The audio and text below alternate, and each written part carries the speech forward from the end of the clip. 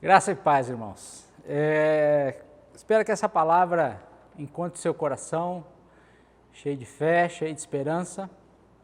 Todos sabem que nesses dias aí de isolamento social, nós estamos gravando algumas palavras, algumas mensagens, e eu quero compartilhar uma palavra com você nesse momento. Que essa palavra possa lhe trazer indignação ao seu coração acerca daquilo que tem acontecido nesses dias. Então, quero convidar você a abrir a Bíblia no livro de Juízes, no capítulo 6, versículo 11, nós vamos ler até o 16. O texto diz assim: O anjo do Senhor veio e assentou-se debaixo do carvalho que está em Ofra, que pertence a Joás, a Biesrita, onde Gideão, seu filho, estava malhando trigo no lagar, para o esconder dos midianitas. Quando o anjo do Senhor apareceu a Gideão, disse-lhe: O Senhor é contigo, homem valente. Gideão lhe respondeu: Ai, Senhor meu, se o Senhor é conosco, por que tudo isso nos sobreveio? E que é feito de todas as suas maravilhas que nossos pais nos contaram, dizendo: Não nos fez o Senhor subir do Egito? Porém agora o Senhor nos desamparou e nos entregou nas mãos dos midianitas. O Senhor olhou para ele e disse: Vai nessa tua força e livra Israel das mãos dos midianitas. Não te enviei eu?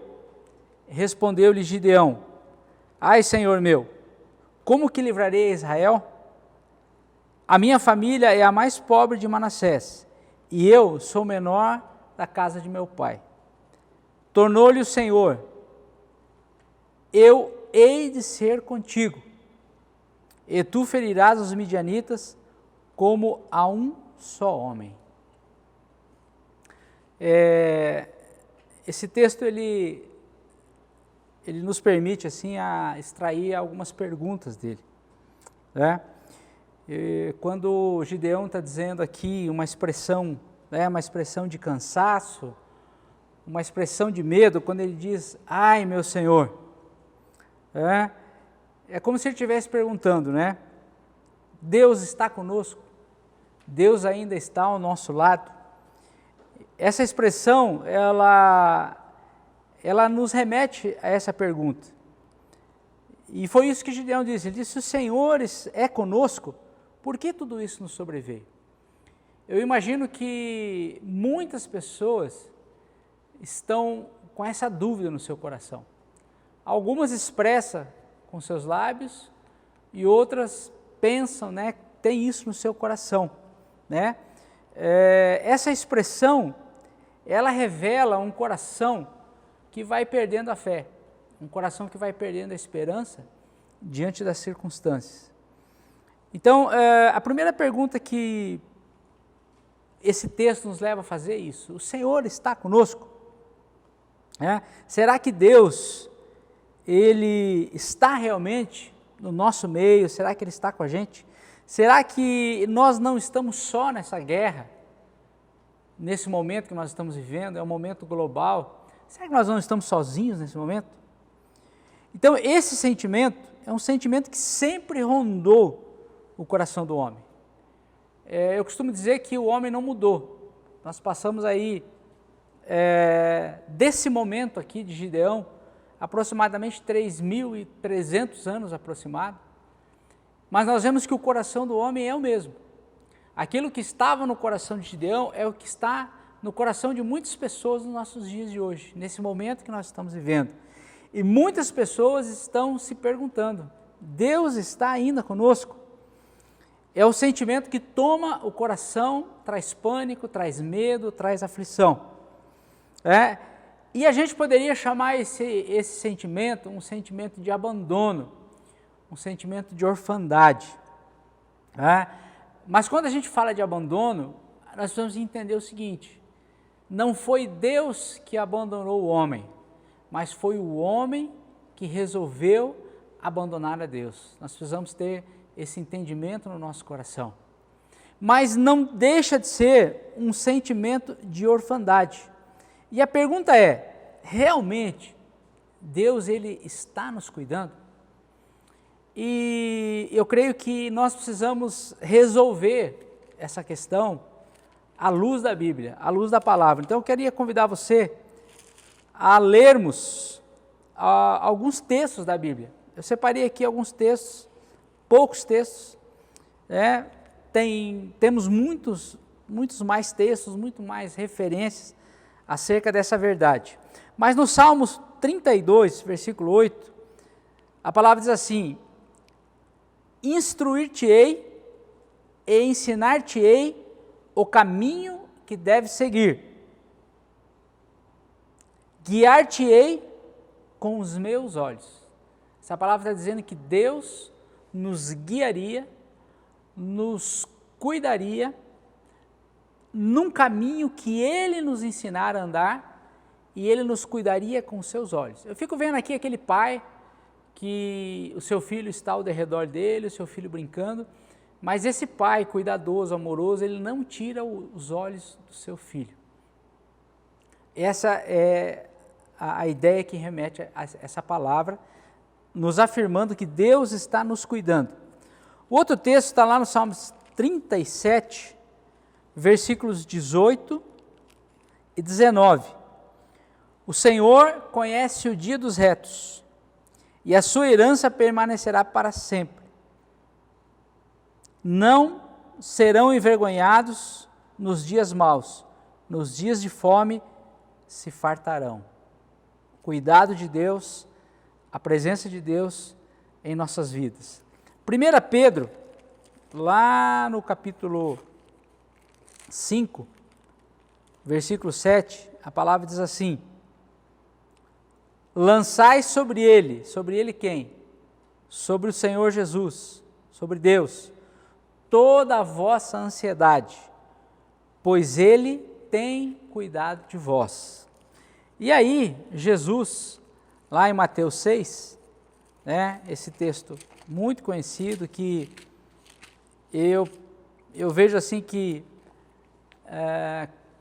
acredito que a nossa geração não viveu dias como esse, nos quais esse texto aqui se encaixa.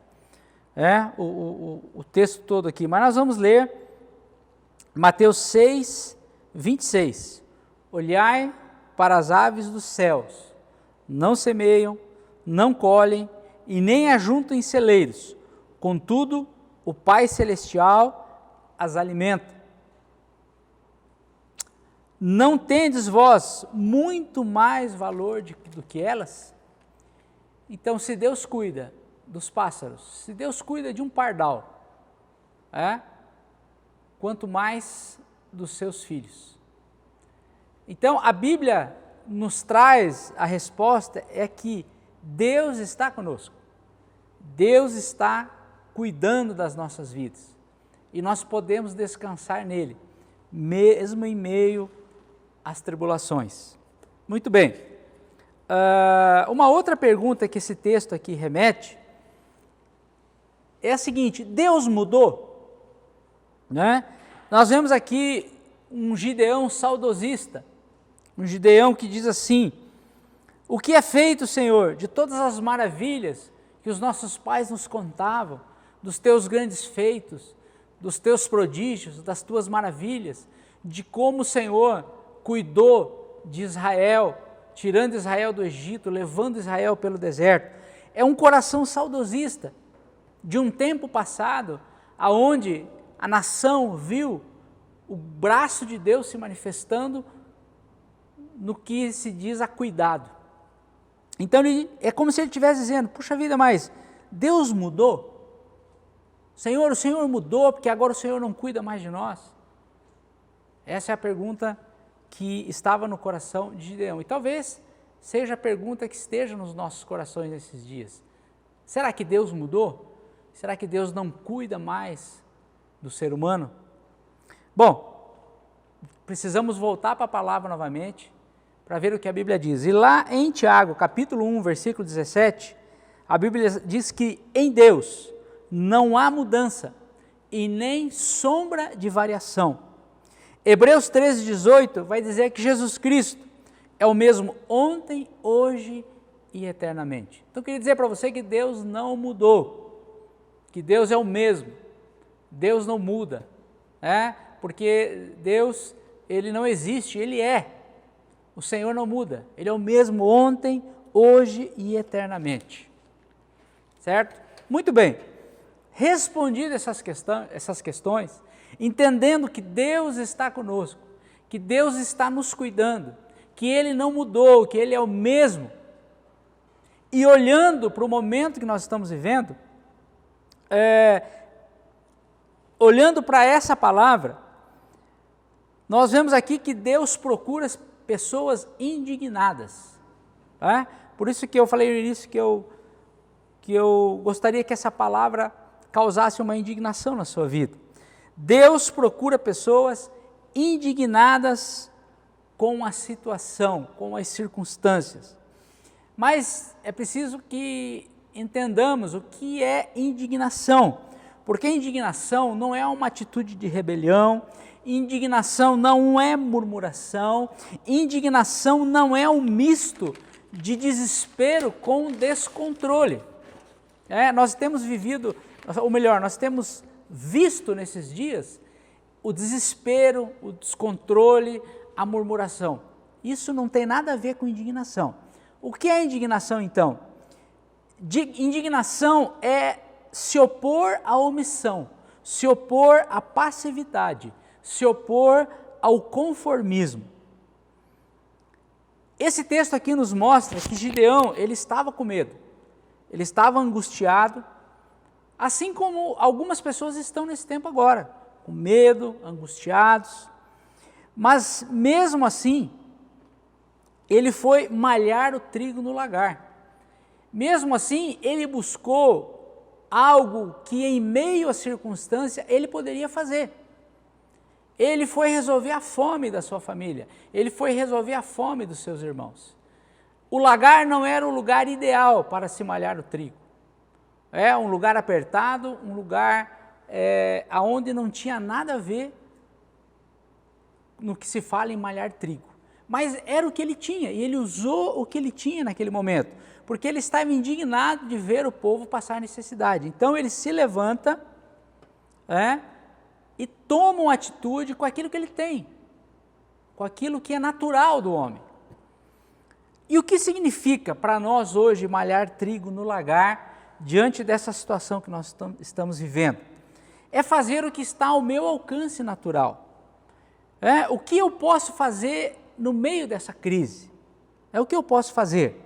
Eu posso orar, eu posso animar as pessoas, eu posso ligar para alguém e ver se alguém está precisando de alguma coisa, eu posso servir as pessoas.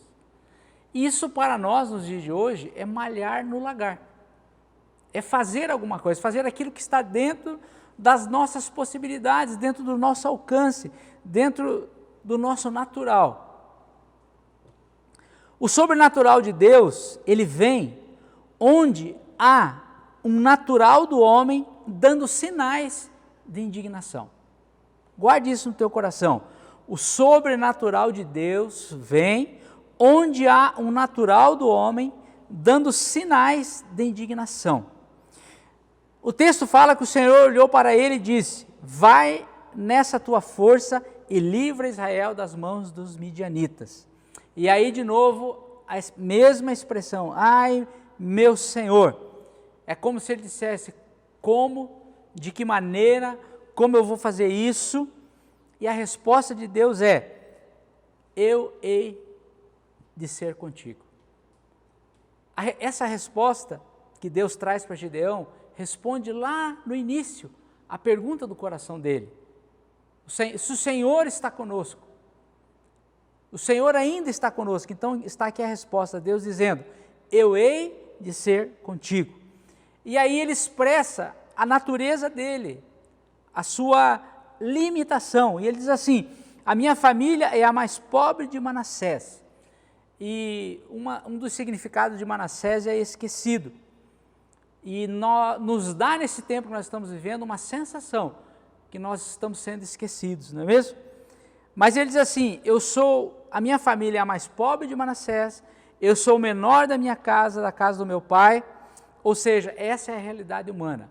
Mas Deus, ele pega a nossa realidade humana, ele pega o nosso natural e vem com o sobrenatural dele para mudar as situações. Então Deus, ele vai usar a sua vida, ele vai usar a minha vida, ele vai usar aquilo que você tem para ser um instrumento de mudança nesse tempo agora. Então eu queria incentivar você a continuar orando, a continuar abençoando pessoas, a continuar servindo pessoas, a continuar sendo um Gideão no teu tempo, na tua geração, que haja uma indignação no teu coração de não ficar passivo ao que está acontecendo, mas se levantar em oração, em fé, em serviço, porque é isso que o Senhor espera de nós. E quando o Senhor vê essa indignação no nosso coração, o Senhor vem com o sobrenatural dele e transforma essa nossa indignação como uma ferramenta nas mãos dele. Que o Senhor te abençoe e que ele fortaleça o teu coração nesses tempos de luta, nesses tempos de aperto. Eu gostaria de orar com você então sobre essa palavra. Senhor, em nome de Jesus, nós levantamos a nossa voz, oramos, Pai, para que o Senhor esteja trazendo ao nosso coração essa indignação. Que não venhamos, Senhor, nos acomodar com o que está acontecendo, mas que nós possamos nos levantar em fé, em temor e em obediência à Tua palavra. Que esse tempo nos leve a orar mais, que esse tempo, Senhor, nos leve a servir mais, que esse tempo, Senhor, nos leve a buscar mais o Senhor e a Tua palavra, Pai. Senhor, em nome de Jesus, que cada pessoa que compartilha conosco essa palavra, que ouve essa palavra, Senhor, que elas sejam alcançadas, Senhor, pelo Teu poder, pela Tua graça e pela Tua misericórdia. Em nome de Jesus. Amém.